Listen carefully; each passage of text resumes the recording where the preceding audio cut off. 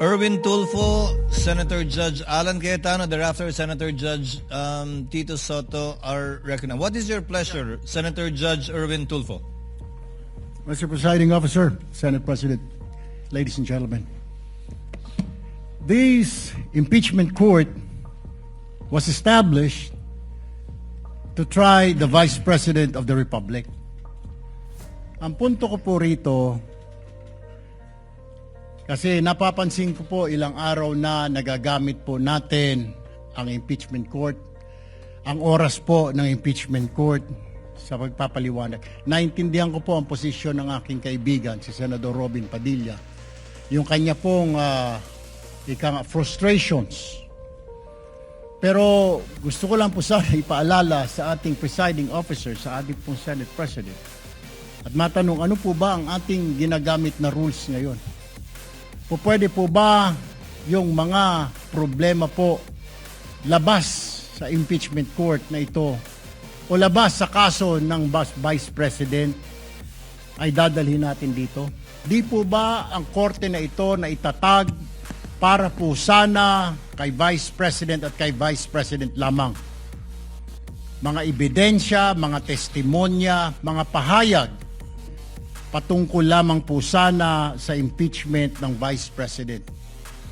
Kasi dito pong mga nagdaang araw, Mr. Presiding Officer, Senate President, mga kasama, napansin ko po na nagagamit ang oras po ng impeachment court sa pagtatanggol po ng mga nakaraang araw ng sarili ng ilan sa mga kasamahan natin sa mga akusasyon. This is not the right forum and the right venue and not the right time to explain your situation.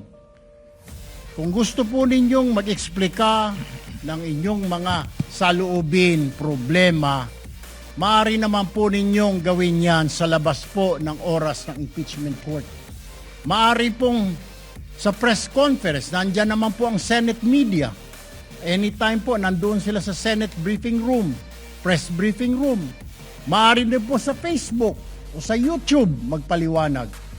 Huwag po nating gamitin ang oras ng impeachment court sa pagpapaliwanag o sa pagtatanggol ng ating mga sarili simula pa po noong nakaraang linggo. Because the time we waste here to defend ourselves, defend what we believe or what have you, is an injustice to the Vice President. Yung oras po na ito dapat ilaan natin sa pakikinig sa depensa ng Vice Presidente, sa mga akusasyon laban sa Vice Presidente, hindi po pagdidepensa sa mga sarili natin kung tayo inaakusahan ng kung anong mga ahensya, kung tayo po ay may mga kaso, may mga investigasyon.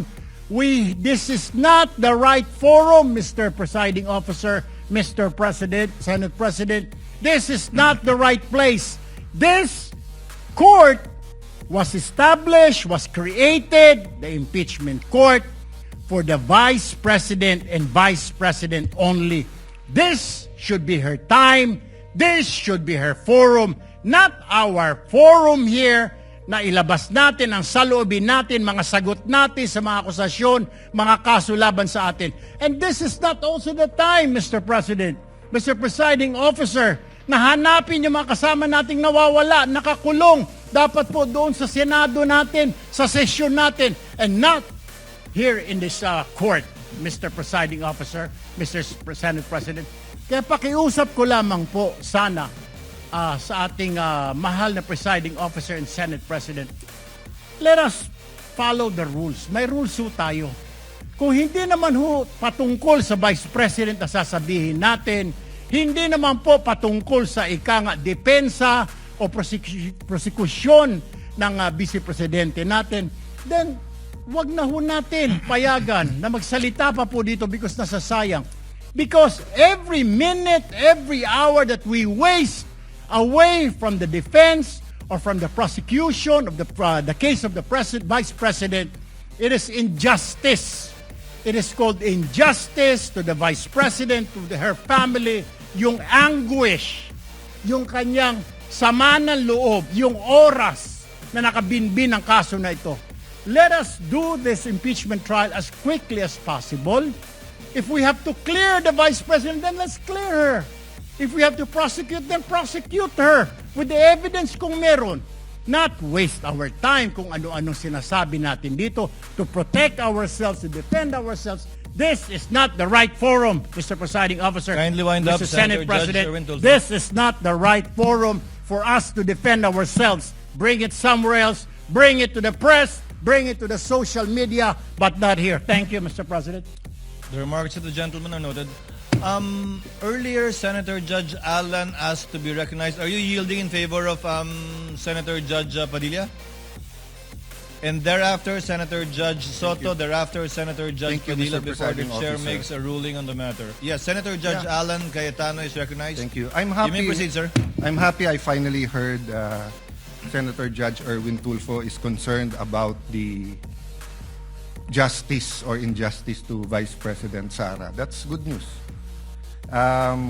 Regarding the waste of time here, sabi ni Senator Joker Arroyo, it is useless to argue a legal point with a non-lawyer. When Senator Marcoleta brought that up here, nagkaroon ng commotion. Senator Miriam stood up here many times and said, kaya ka nga nagfo 4 years na law school at nagbabar. So let me give my own interpretation. The impeachment court is formed with lawyers and non-lawyers. And we interact, and it's for everyone, and we're equal.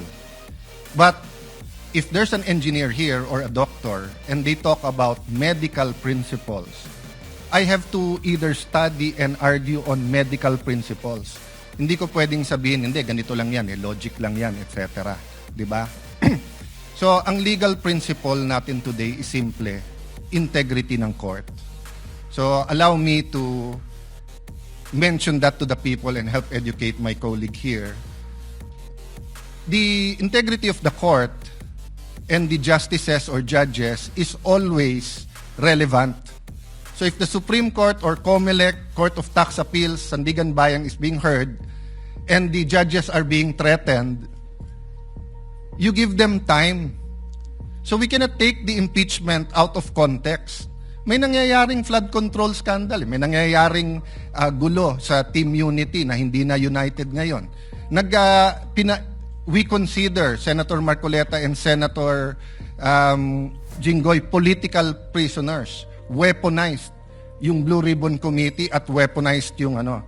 So Mr. President, hindi tama na sabihin na I wasn't, after we brought up the problem with NBI, they doubled down, naggumawa pa ng task force.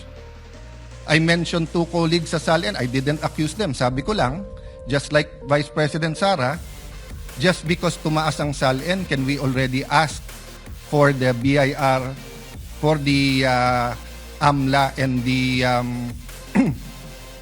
bank accounts? So sabi ko, yan ang i-discuss namin sa Monday. Nag-react na, nag-accuse. I did not take up your accusations here today. Si Secretary Vince Dizon, 3 beses na nag-verify sa Taguig. Sinabi na 3 beses na walang ghost. Ngayon, i-verify ulit. I wasn't going to bring that up, but then i-question ninyo si Senator Padilla. It was all over the news na hindi niya inintindi or he snubbed the ombudsman. I was going to stand up before Senator Erwin stood up just to say, may registered mail. So nung una pa lang, 5 minutes si Senator Tulfo. So I'll take the 5 minutes also if you don't mind. The gentleman may proceed and Yes. kindly be mindful of the time. Yes, I will now. So I'm just saying, Senator Padilla just stood up to say, sumusunod siya sa batas. Tapos, kaya humaba to dahil nga, hindi importante ata dito yung integrity ng judge. Lastly, kaya sinabi kong it's useless to argue a legal point. Ilang beses ko na narinig dito. It's our job to clear or prosecute the Vice President. Hindi po. It's our job to try and to decide. It's the prosecution's job to try to prosecute, and it's the defense job to convince us na wala. Our job is to try and to decide. And when you decide, you acquit or you convict. Why is that important? These are legal terms. Hindi pwedeng yung nanonood na law student ngayon sasabihin, trabaho pala ng judge to clear or to prosecute. Thank you, Mr. Presiding Officer, Mr. Senate President.